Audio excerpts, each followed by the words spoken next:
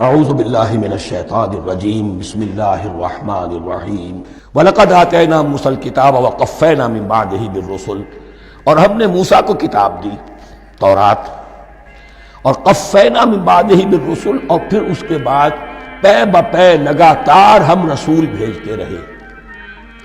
ایک بات نوٹ کر لیجئے گا، لفظ رسول اور لفظ نبی میں کچھ فرق ہے، اس وقت تفصیل میں جانے کا موقع نہیں ہے، لیکن یہ تین جوڑے الفاظ کے ایسے ہیں قرآن مجید کی اصطلاحات کے کہ وہ تینوں مترادف کے طور پر بھی استعمال ہو جاتے ہیں اور علیحدہ علیحدہ اپنا مفہوم بھی رکھتے ہیں۔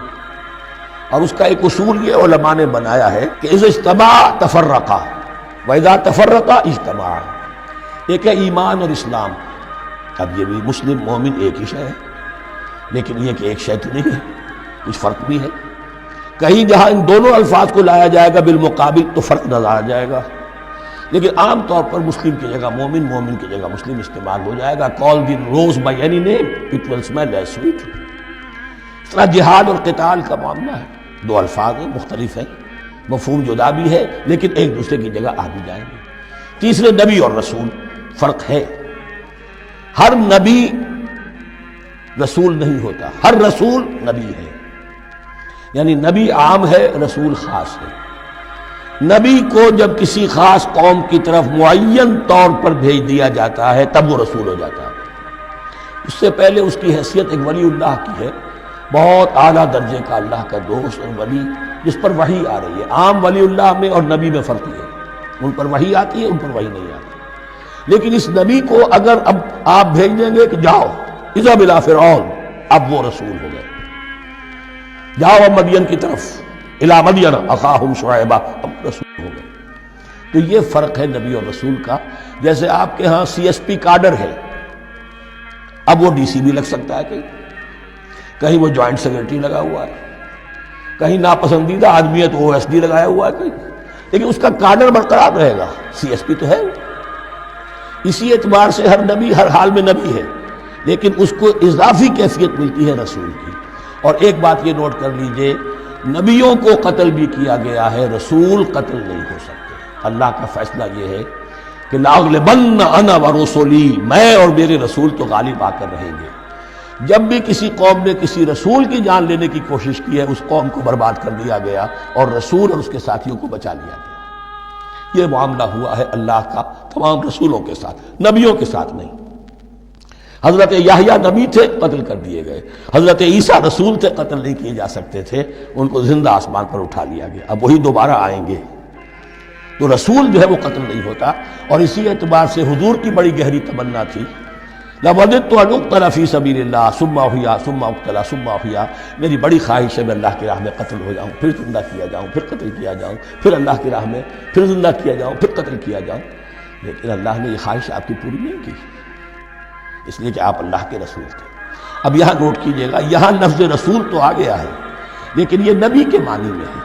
قفینا من بعدہ بالرسل، اس لیے کہ رسول حضرت موسیٰ کے بعد حضرت عیسیٰ ہی ہے، درمیان میں پروفٹس ہیں، prophets of the Old Testament, یہ انبیاء ہیں، لیکن ان کے لیے لفظ رسول آ گیا۔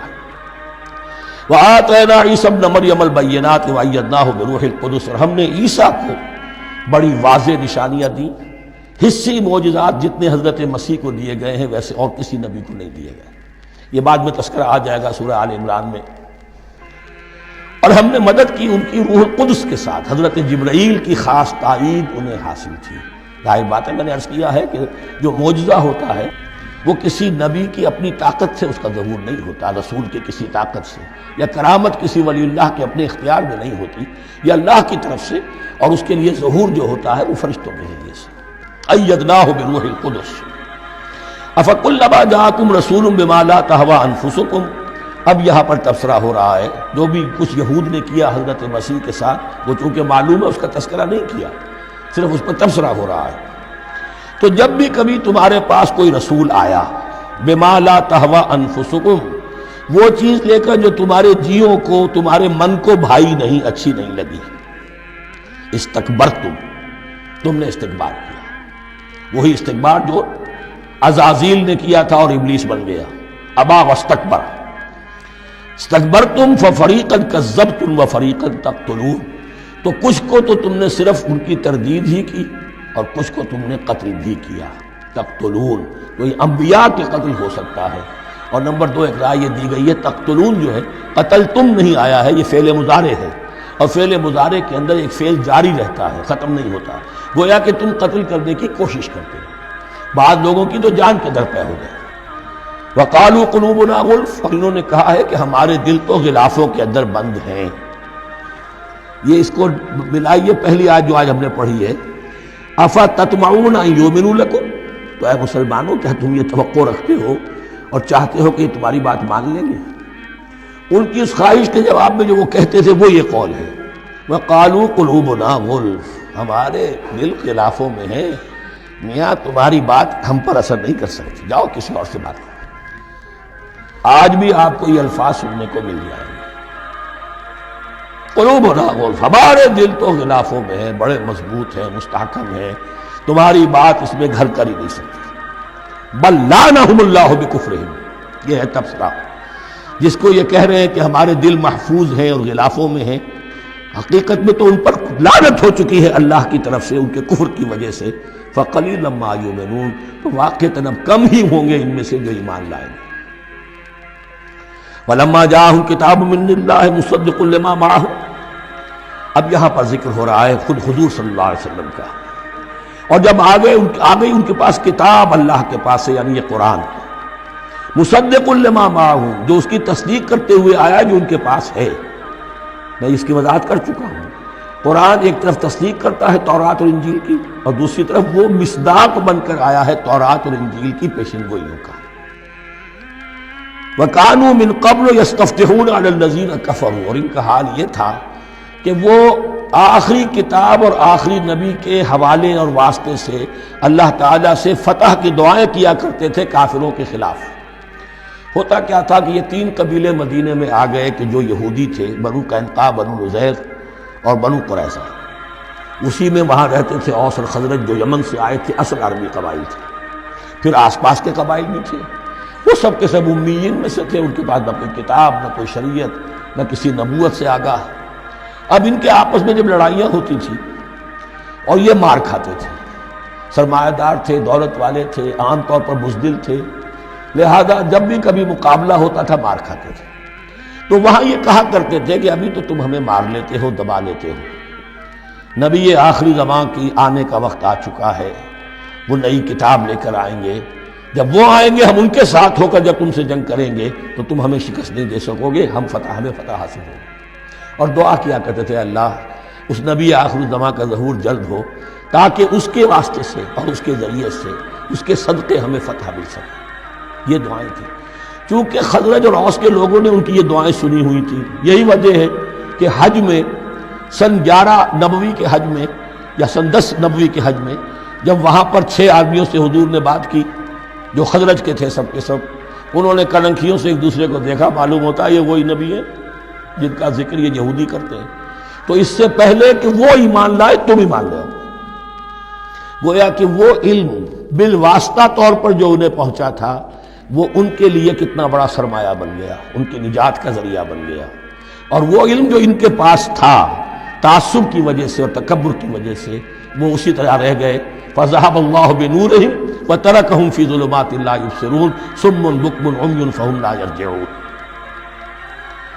وَلَمَّا جَاءَهُمْ كِتَابٌ مِّنْ عِندِ اللَّهِ مُصَدِّقٌ لِّمَا مَعَهُمْ وَكَانُوا مِن قَبْلُ يَسْتَفْتِحُونَ عَلَى الَّذِينَ كَفَرُوا فَلَمَّا جَاءَهُم مَّا عَرَفُوا كَفَرُوا. تو جب ان کے پاس آ گئے وہ چیز جسے انہوں نے پہچان لیا پھر انہوں نے کفر کیا. فَلَعْنَةُ اللَّهِ عَلَى الْكَافِرِينَ، تو اللہ کی لعنت ہے ایسے کافروں پر. بِئْسَ مَا اشْتَرَوْا بِهِ أَنفُسَهُمْ أَن يَكْفُرُوا بِمَا أَنزَلَ اللَّهُ بَغْيًا أَن يُنَزِّلَ اللَّهُ مِن فَضْلِهِ عَلَىٰ مَن يَشَاءُ مِنْ عِبَادِهِ.